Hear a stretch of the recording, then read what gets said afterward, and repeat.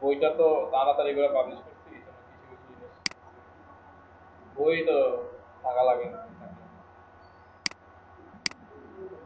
আচ্ছা ধরেন আমার এই স্ট্রাকচারটা করা আছে, ঠিক আছে?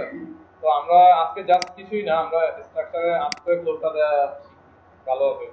ভিডিও করতেছি, আপনাদেরকে এটা দিয়ে দিব। তো দেখে নিলাম যে আসলে স্ট্রাকচারের মডেলটা আমার পক্ষে আছে কিনা। মডেলিং এ তো আপনাদের কোনো সমস্যা নাই? হ্যাঁ, একটা নিলাম আর কি জাস্ট। আরেকটা জিনিস দেখেন, আমরা যে কাজগুলো করছি ওগুলো খুব সহজে করা যায়। আমরা তো আপনার ভিতর থেকে শিখছি, সবকিছু তো জানা আছে আমাদের এখন, যে কোনটা কোত্থেকে আসতেছে। এটা কিন্তু সব এই যে চারটা শর্টকাট দেখতেছেন না, এটা এটা হচ্ছে আপনার প্রপার্টি পেজ, যেটা আমরা ভিতর থেকে চাইতাম যে আমরা কলাম বানানো লাগতো, এটা বানানো লাগতো। এটা হচ্ছে ক্লিক করলেই এখান থেকে আপনি কলাম তৈরি করতে পারবেন। ওকে, এটা হলো সাপোর্ট, এখান থেকে সাপোর্ট তৈরি করা যায়। এটা হচ্ছে স্পেসিফিকেশন, এটা আমরা এখনো দেখি নাই, এটা স্কিল স্ট্রাকচার যখন করব তখন দেখবো। এখানে হচ্ছে যে বিভিন্ন জায়গায় আমরা মোমেন্ট রিলিজ করতে পারি, ঠিক আছে? কেন করব সেটাও আপনার বলে দিব। তারপরে আসেন হচ্ছে যে লোড পেজ, যেটা নিয়ে এখন আমরা কাজ করবো আর কি, এই স্ট্রাকচারে লোড দিব, ঠিক আছে?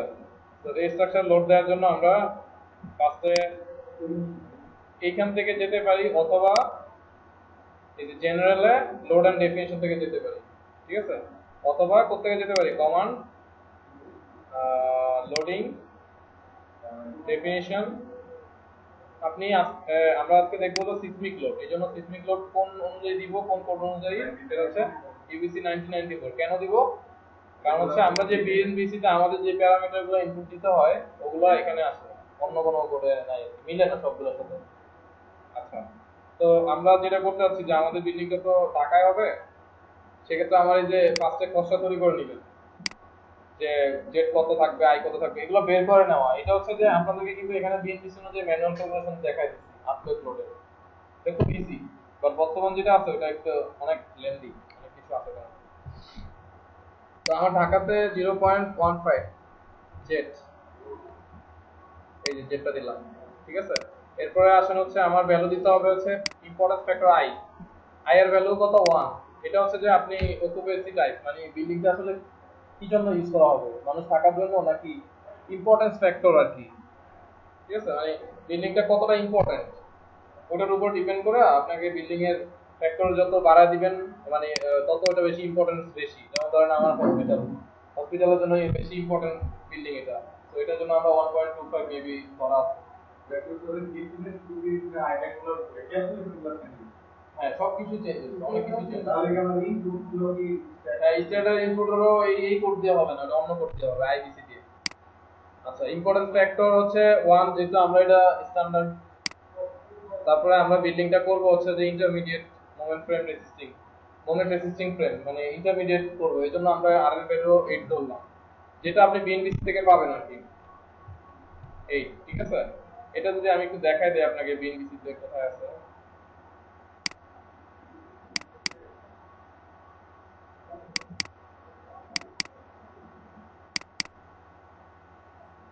যেমন ধরেন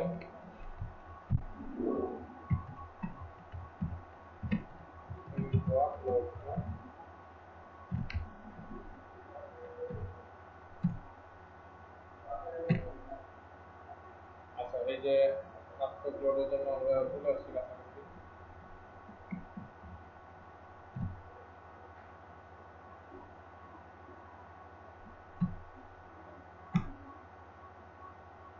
আপলোড লোড চ্যাপ্টার, হ্যাঁ, 2.5 সেকশনে হচ্ছে আপলোড লোড আছে।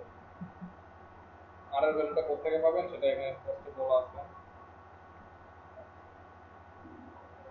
যা যা এখানে দেখাইলাম এগুলো সব এখানে আছে, যে দেখেন আমার ইকুয়েশন হচ্ছে v equal to zic by r into w। তো আমাকে আসলে বেশি একটা ক্যালকুলেশন আমার হাতে হাতে করে ওখানে বসাইতে হবে না, ওখানে জাস্ট ডেফিনিশন গুলো দিয়ে দিব। v এর ডেফিনিশন হচ্ছে যে এগুলা ভ্যালু বসাই দেওয়া।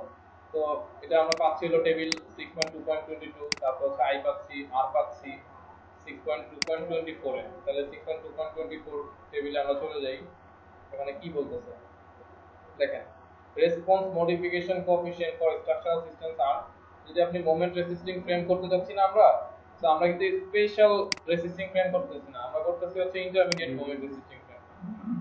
ঠিক আছে, এখন বর্তমান যে কোড আছে ওটাতে কিন্তু ডিফাইন করা আছে যে কোথায় আপনি ইন্টারমিডিয়েট করতে পারবেন, কোথায় করতে পারবেন না। ঠিক আছে, জোন অনুযায়ী। যাই হোক, আমরা এটা করতে যাচ্ছি। এটা করলে আর অনেক ডিটেইলিং আসে, কস্ট অনেক বেড়ে যায়। তো কিছু কিছু ক্ষেত্রে করতে হবে যেটা একদম ভালনারেবল এরিয়া, যেখানে আর্থকোয়েকের প্রবণতা অনেক বেশি, ওই সমস্ত এরিয়া করতে হয়। তো এটা আসলে জাজমেন্টে দিয়ে বের করতে হয় এখন, বাট এখন যে কোড আছে তাতে এটা বলে দিবে যে কোনটা করবে। যেখানে বলা আছে অর্ডিনারি করা যাবে সেখানে আপনি ইন্টারমিডিয়েট করতে পারেন, যেখানে বলা আছে ইন্টারমিডিয়েট সেখানে অর্ডিনারি করতে পারবেন। উপরের দিকে যাওয়া যাবে, নিচের দিকে যাওয়া যাবে। তো আমরা এই যে এইট করলাম এখান থেকে, বুঝতে পারছেন? ইন্টারমিডিয়েট মোমেন্ট রেসিস্টিং ফ্রেম প্রত্যেকে পাইছি, বুঝা গেছে আর এর মান? আচ্ছা, তাহলে আমরা এখন আর এর মান দিয়ে দিলাম 8। সিটি ভ্যালুটা আমরা ক্যালকুলেট করে নিতে পারি, যদিও সরি সিটি ভ্যালুটা আমাদের দেওয়া আছে এখানে, দেখেন ফার্স্টেই দেওয়া ছিল ইকুয়েশনের শুরুতে। সিটি ভ্যালু আমরা দেখতে পাচ্ছি এখানে, এই যে সিটি ভ্যালু হচ্ছে যে টি ক্যালকুলেশন করতে লাগে সেটা হচ্ছে 0.083 ফর স্টিল মোমেন্ট রেসিস্টিং ফ্রেম। যখন আমরা স্টিল করব তখন এটা দিব, ঠিক আছে? এখন আমরা আরসিসি করতেছি তখন 0.073 ইনপুট দিব আর কি। তো আমরা চলে যাই 0.073। হ্যাঁ, সাইড কোএফিশিয়েন্ট হচ্ছে 1.5। সাইড কোএফিশিয়েন্ট আসবে হচ্ছে আমাদের ইয়ে থেকে, সয়েল টেস্ট রিপোর্ট থেকে।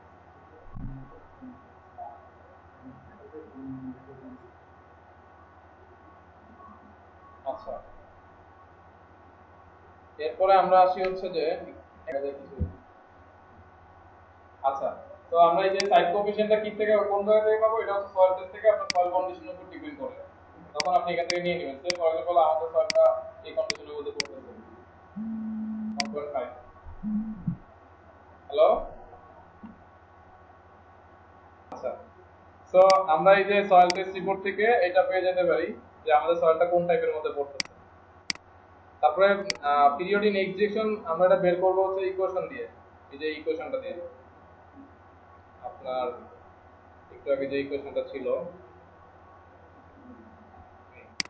T=CTHN 3/4, তো এটা আমরা বের করেছি আমাদের। ধরেন এই বিল্ডিং এর জন্য আপনাদেরকে যদি এখন বের করতে চাই আমি, তাহলে আপনারা এটা বের করবেন। এই যে নোটটা নিয়ে ডাবল ক্লিক করলাম, এখানে করলে আমাদের ওয়াইটা পেয়ে গেল 15। ঠিক আছে, তাহলে একটু এটা বের করেন দেখি ক্যালকুলেটরে। তো টি এর মানটা আমাদের আসছে কত? 0.556। 0.556। ওকে, তাহলে অ্যাড দিব নাকি? তাহলে আপনার হচ্ছে এখন দেখেন ডেফিনিশনটা অ্যাড হইলো, ঠিক আছে? বাট আমাদের ইয়াটা অ্যাড হয় নাই, কিন্তু ডাব্লিউটা অ্যাড হয় নাই। এখন এই যে এটা দেখাচ্ছে না, এটা হচ্ছে ডাব্লিউ ওয়েট, যে আমরা কি ওয়েট দিতে যাচ্ছি। তো সিসমিক প্যারামিটারটা ওকে হইছে। তো আমরা এখন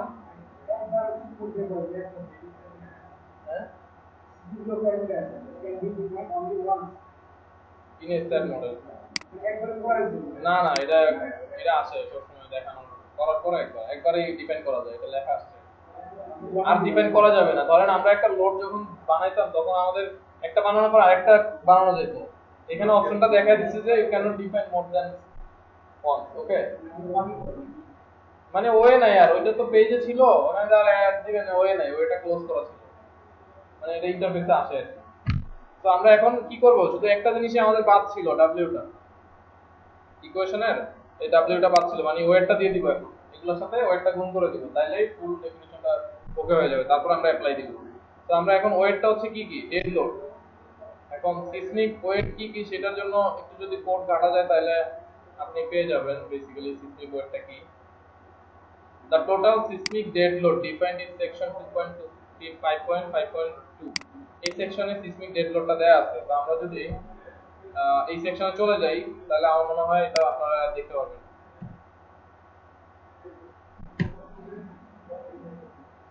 মনে হয় এটা একটু আগে থেকে করতে হবে।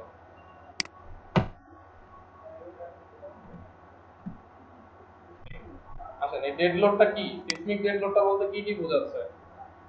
W is the total dead load of a building or a structure including permanent partition, মানে কি partition all load, ক্লিয়ার? এটা একটা ডেড লোড, ওটা আসবে। তারপরে হচ্ছে যে এই নিচে যে লোডগুলো দেওয়া আছে সিস্টেমগুলো, ওগুলো যেমন স্টোরেজ ওয়্যার হাউস যদি হয় 25% of the live load shall be applicable, মানে 2.25 ইনটু হচ্ছে লাইভ লোড, যে লোডটা আসবে লাইভ লোডের 25% আপনাকে এখানে দিতে হবে যদি এটা স্টোরেজ হয় অথবা ওয়্যার হাউস গোডাউন হয়। আপনার বিল্ডিংটা যদি গোডাউন হয় তখন যে লাইভ লোডটা থাকবে বিল্ডিং এর ওই লাইভ লোডেরও 25% আপনাকে দিতে হবে। ডেড লোডে মানে এই সিসমিক লোডে দিতে হবে, ঠিক আছে? ডেড লোড আর সিসমিক ডেড লোড কিন্তু আলাদা জিনিস। ডেড লোড শুধু হচ্ছে যে ওই যে পার্টিশন ওয়াল লোড, তারপর হচ্ছে যতগুলো আছে আমাদের, তারপর হচ্ছে যে আপনার ফ্লোর ফিনিশ, তারপর structure dead load cell load এগুলো। তো আমার সব ডেড লোডই আসবে, তার সাথে লাইভ লোড কখন আসবে সেটা আমি বলতেছি। এটা অনেকে মেইনটেইন করে না। আপনার যত স্ট্রাকচারে যত ধরনের ডেড লোড আছে, পার্মানেন্ট লোড আছে। ডেড লোড বলতে আমরা কি বুঝি, যেটা পার্মানেন্ট লোড ওইটা তো অফকোর্স সিসমিক ডেড লোডে চলে যাবে, প্লাস লাইভ লোডও আসবে। কখন আসবে সেটাই আপনাকে কোড থেকে বের করতে হবে। তো আমার কোড বলতেছে যে ওয়্যার হাউস আর স্টোরেজ যদি থাকে, গোডাউন যদি থাকে, তাহলে ধরেন লাইভ লোড হলো 5 kilo Newton per metre square, তার 25% আবার এখানে সিসমিক ডেড লোডে দিতে হবে, ঠিক আছে, সব ডেড লোডের সাথে। তারপরে এখানে আরো কয়েকটা প্রভিশন আছে, যেমন যদি আপনার হেভি ইকুইপমেন্ট হয় ফ্লোরের উপরে তখন পুরোটাই দিতে হবে। লাইভ লোড যা থাকবে ফ্লোরের পুরোটাই আপনার হচ্ছে যে সিসমিক ডেড লোডে অ্যাড হবে, মানে ডাব্লিউ এর ভিতরে অ্যাড হবে। তাহলে আমরা কি বুঝলাম ডাব্লিউ মানে কি? আমি এখন বুঝাতে পারছি ডাব্লিউটা কি কি বলেন তো একজন একটু।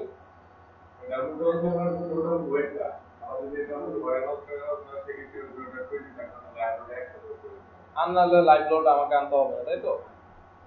তো আমরা সবই দিছি, এখন ডাব্লিউটা অ্যাড দিব এটার ভিতরে। এখানে ক্লিক করে হাইলাইট করব এই জায়গাটাকে, দেন অ্যাড দিব। তারপরে আমরা হচ্ছে দেখেন ফার্স্টই সেল ওয়েট আসছে, এটা অ্যাড দিবেন।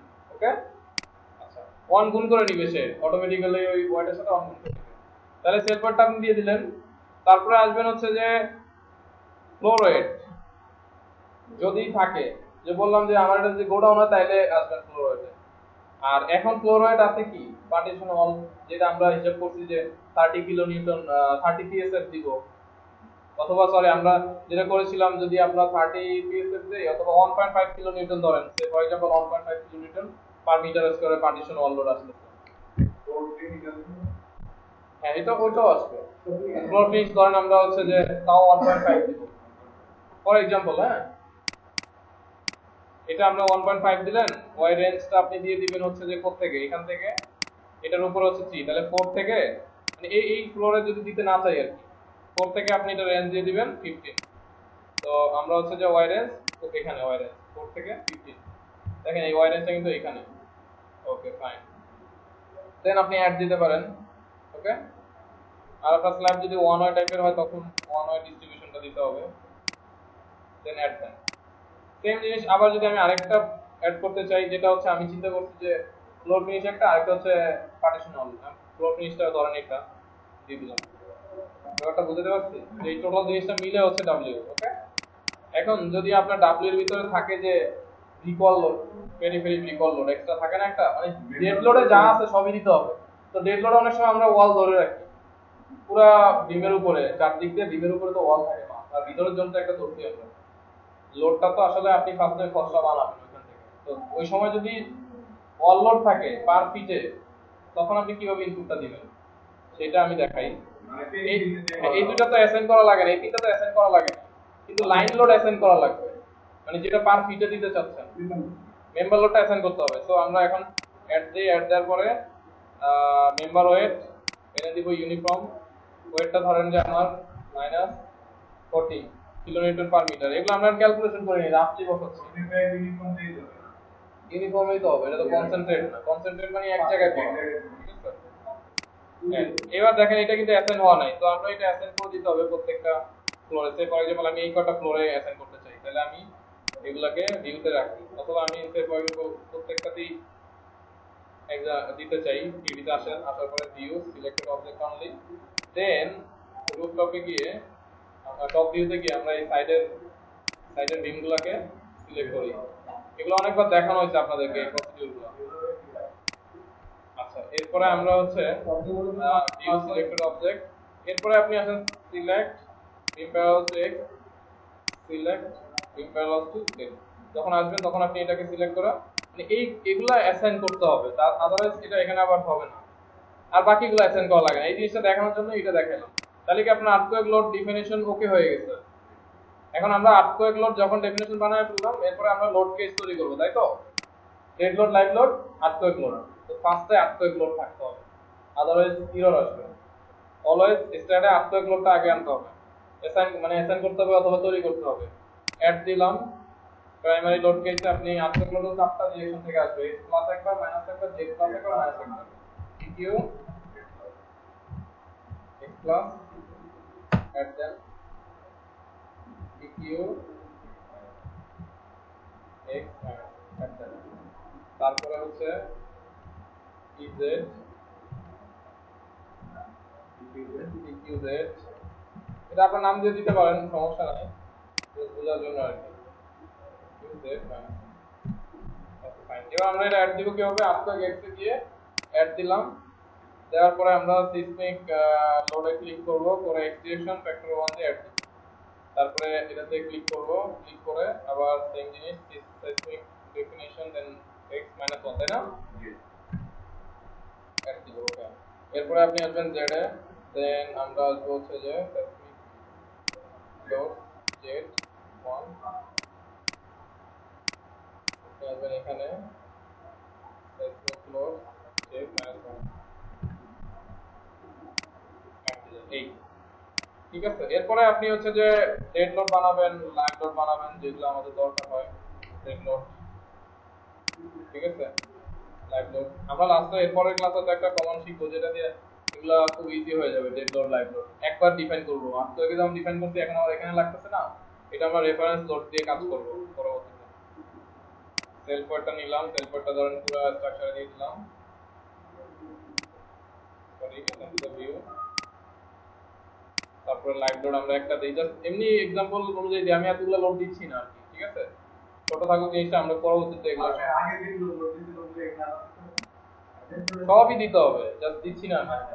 আমি জাস্ট অ্যানালাইসিস করে রেজাল্টটা কিভাবে পাচ্ছেন এটা দেখছি। Minus kilometre per metre square, এটা আপনার 7 15 দিয়ে দেই, তাহলে প্রত্যেকটা ফ্লোরে পাবো 4 থেকে 15, ঠিক আছে? এই যে সাইড থেকে দেখে নিতে পারেন। লোড ডিস্ট্রিবিউশনটা খুব বোঝা যাচ্ছে, এটা একদম স্কয়ার তো পুরো চারটা প্রত্যেকটা তাহলে এরকম করে হবে। আচ্ছা, তাহলে আমরা এটা ওকে হয়ে গেল। এরপরে যদি আমরা এখন ধরেন এই পর্যন্তই, আর বাকিটা দিচ্ছি না আমি ইচ্ছা করে। অ্যানালাইসিস প্রিন্টে গিয়ে নো প্রিন্ট দিলাম, দেন ডিজাইনিং করলাম না, সবই করা লাগবে, জাস্ট করলাম না, জাস্ট আর্থকোয়েক লোডটা অ্যাসাইন করে দেখাইলাম। সব বাকি সব কিছু আগের মতো, ঠিক আছে, এভরিথিং আগের মতো।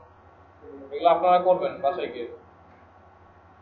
দেন go to post processing mode, as, okay. আচ্ছা, দেন আমরা এবার যদি লোডে যান, মডেলিং এ গেলে লোডে যান, লোডে গিয়ে দেখবেন যে আপনার হচ্ছে যে আর্থকোয়েক লোডটা দেখাচ্ছে, দেখছেন প্রত্যেকটা জয়েন্টে জয়েন্টে দেখাচ্ছে। এটা দিবেন দিলাম কিন্তু দেখছেন তো, এখন এটা তো এখন আমি আপনাকে ভিডিও দিয়ে দিব।